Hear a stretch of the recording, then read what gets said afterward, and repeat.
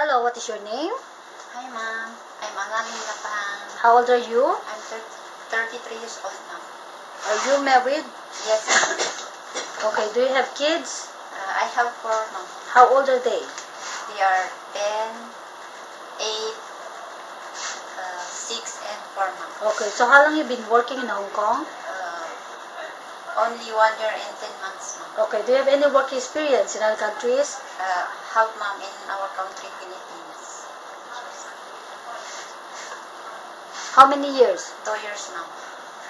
Okay, so how long you been working with your previous employer?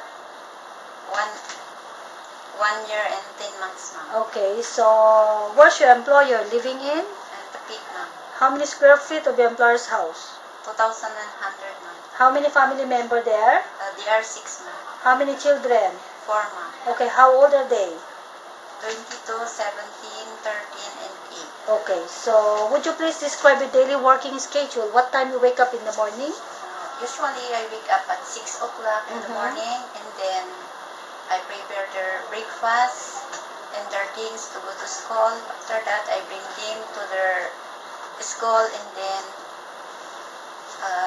I come back home to help my coworker to clean the house and wash the car and bring out the dogs moving around. Okay, so what time you cook for the dinner? Usually 7, Okay, so what time they eat? 8 o'clock, ma'am. Okay, so what time you go to bed? 10, ma'am. Okay, thank you so much.